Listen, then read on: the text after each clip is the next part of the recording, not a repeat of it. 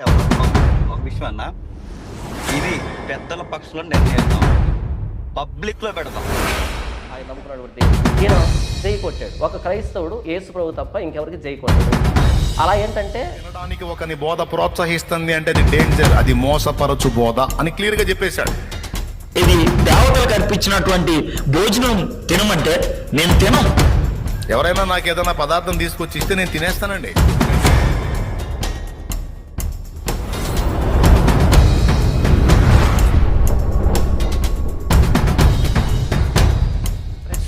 దేవుని యొక్క మహాకృపలో మీ అందరికీ కూడా ఈ వీడియోకు స్వాగతం పలుకుతున్నాను. ఈ మధ్య కాలంలో సహోదరులు శత్రువులుగా మార్చబడుతున్నారు. ఎలా అంటారా? అయినప్పటికీ కూడా ఈ ప్రసాదం విషయంలో షాలిం రాజు గారు కూడా ఈ విషయాన్ని బయటికి తీసుకురావడం, దాన్ని అలాగే ఎడ్వర్డ్ విలియం గారు కూడా ఆ విషయాన్ని బయటికి తీసుకురావడం జరిగింది.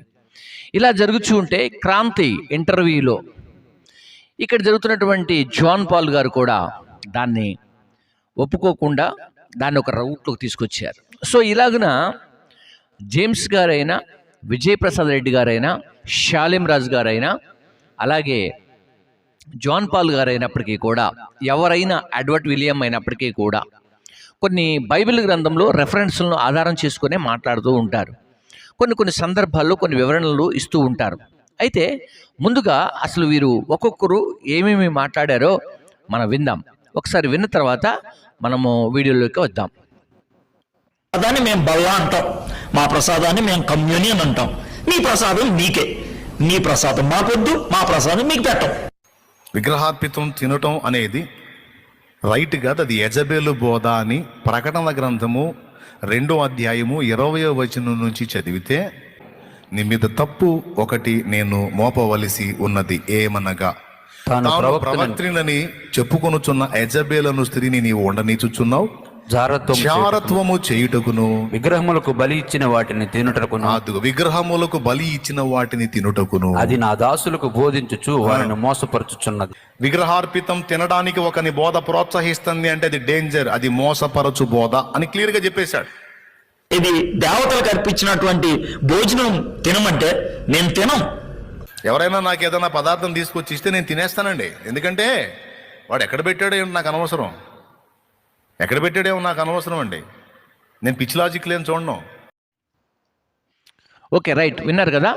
ఈ ముగ్గురు కూడా, విజయప్రసాద్ రెడ్డి గారు, షాలిం గారు, అలాగే ఎడ్వర్డ్ విలియం గారు కూడా ఒక విషయాన్ని ప్రస్తావించారు.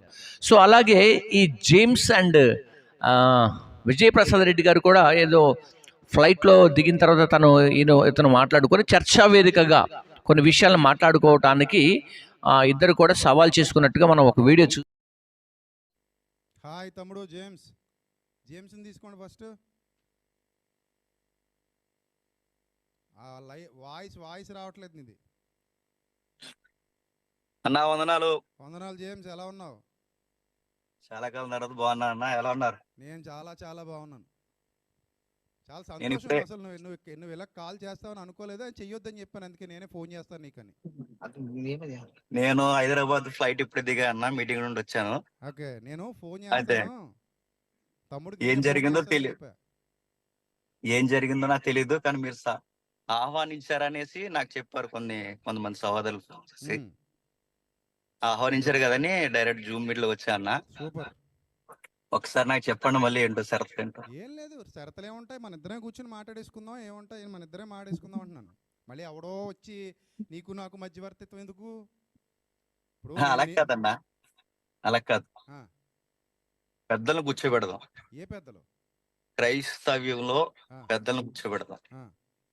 కూర్చోబెట్టి మీరు చేసిన బోధలు ఏవైతే ఉన్నావో వాటి మీద ఇది తప్పు అని నేను నిరూపించే ప్రయత్నం చేస్తాను. లేదురా ఇది రైటు అని మీ వివరణ మీరు ఇవ్వండి. ఏది వాక్యానుసారమో మనకన్నా పెద్దలు ఉన్నారుగా, వాళ్ళు నిర్ణయిస్తారు. నేను చెప్తానన్నా, పెద్దలంటే ఎవరో. ఒక విషయం అన్నా, ఇది పెద్దల పక్షంలో నిర్ణయిద్దాం, పబ్లిక్ లో పెడదాం. నేను అదే అంటున్నాను. చూసాం, ఓకేనా.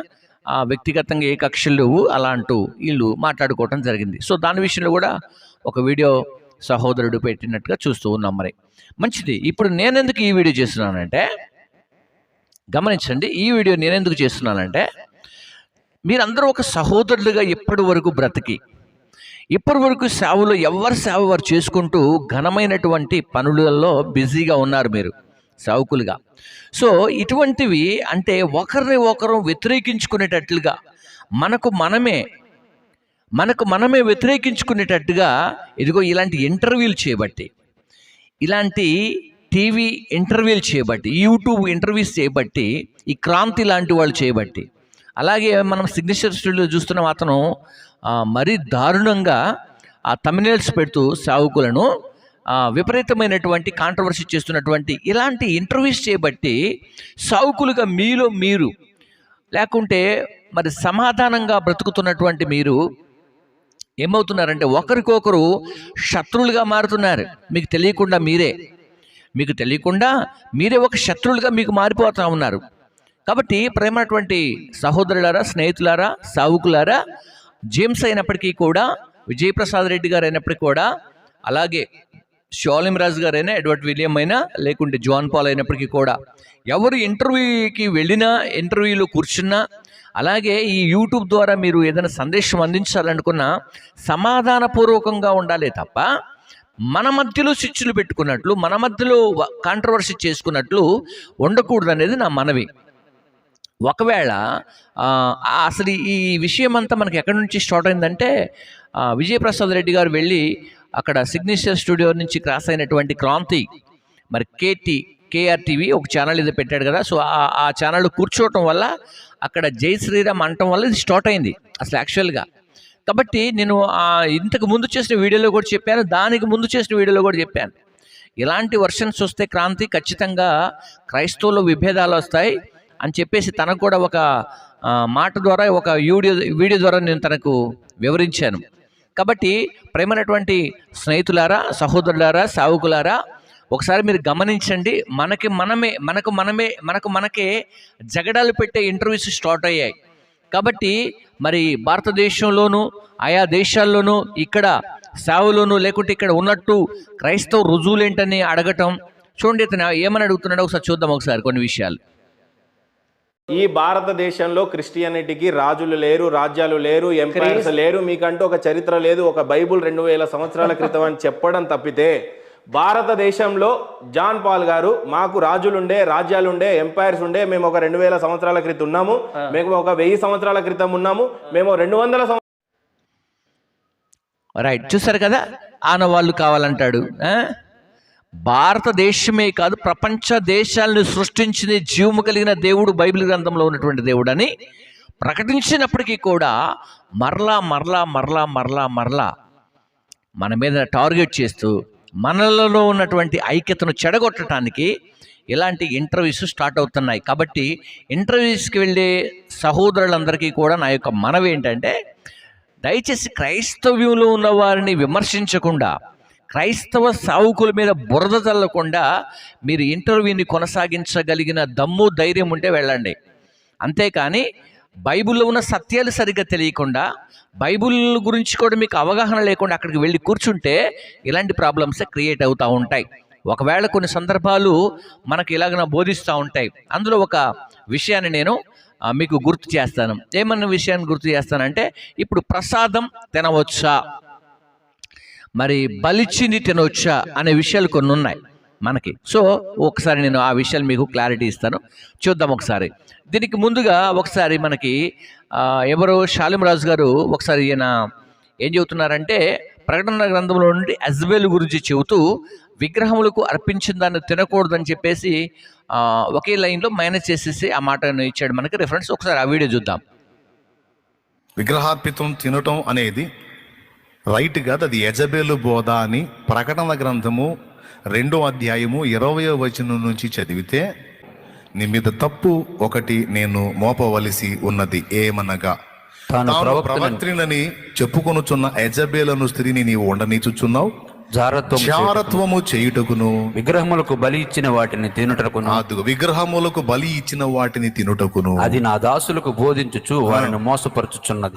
విగ్రహార్పితం తినడానికి ఒకని బోధ ప్రోత్సహిస్తుంది అంటే అది డేంజర్, అది మోసపరచు బోధ అని క్లియర్ గా చెప్పేశాడు.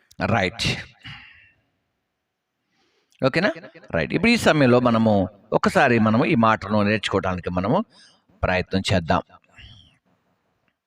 1 కొరింథీ పత్రిక, బైబిల్ గ్రంథంలో 1 కొరింథీ పత్రిక 10వ అధ్యాయము 27వ వచనంలో ఏమని రాశాడంటే, అవిశ్వాసులలో ఒకడు మిమ్మును విందునకు పిలిచినప్పుడు వెళ్ళుటకు మీకు మనసుండని ఎడల. ఎవరతనట? అవిశ్వాసి, విశ్వాసి కానివాడు, విశ్వాసమునకు కానివాడు ఒకవేళ మిమ్మల్ని ఎప్పుడన్నా భోజనానికి కానీ అతని ఇంటికి మిమ్మల్ని ఆహ్వానపరిచినప్పుడు ఏం చేయమని చెబుతున్నాడో చూడండి. ఒకటి, వెళ్ళుటకు మీకు మనస్సుండని ఎడల మీరు వెళ్ళొచ్చు. పిలిచినప్పుడు వెళ్ళుటకు మీకు మనసుండని ఎడల మీకు వడ్డీనిచ్చినది ఏదో దాని గూర్చి మనస్సాక్షి నిమిత్తము ఏ విచారణ చేయక తినమని చెప్పాడు. తినండి, ఏ విచారణ చేయక తినండి. ఎందుకు? మనసుండి వెళ్ళావు కాబట్టి, అతని దగ్గరకి మనసుండి వెళ్ళావు కాబట్టి తినమని చెప్పాడు. అవిశ్వాసుల్లో ఒకడు మిమ్మల్ని విందులకు పిలిచినప్పుడు వెళ్ళుటకు మీకు మనసుండని ఎడల మీకు వడ్డించినది ఏదో దాన్ని గూర్చి మనస్సాక్షి నిమిత్తము ఏ విచారణ చేయక తినమని చెప్పాడు అక్కడ. ఓకేనా? రైట్. సెకండ్, అయితే ఎవడైనను మీతో ఇది బలి అర్పించబడినదని చెప్పిన ఎడల అట్లు తెలిసిన వాని నిమిత్తము మనస్సాక్షి నిమిత్తము తినకుడి. ఆయన ఏమన్నాడంటే, ఒక అవిశ్వాస ఇంటికి వెళ్ళినప్పుడు ఒకవేళ నీకు ప్లేట్లో కానీ దేంట్లో కానీ పెట్టినప్పుడు ఒకవేళ నీ మనస్సాక్షి, అతను పిలిచాడు కాబట్టి నీకు మనస్సాక్షి ఉంటే తినేసేయమని చెప్పాడు. ఒకవేళ దాన్ని అదే టైంలో ఇది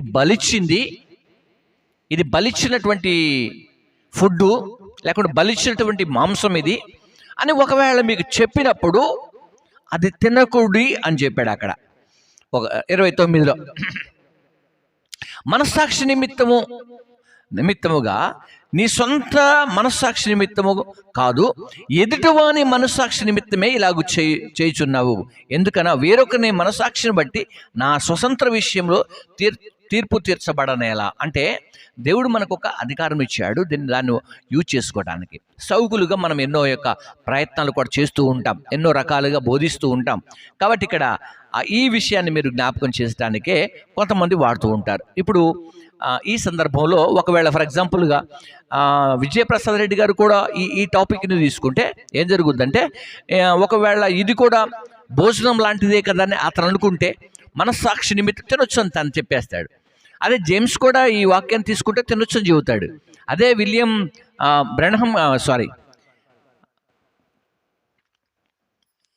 షాలిం రాజు గారు తీసుకున్నా అదే చెబుతారు.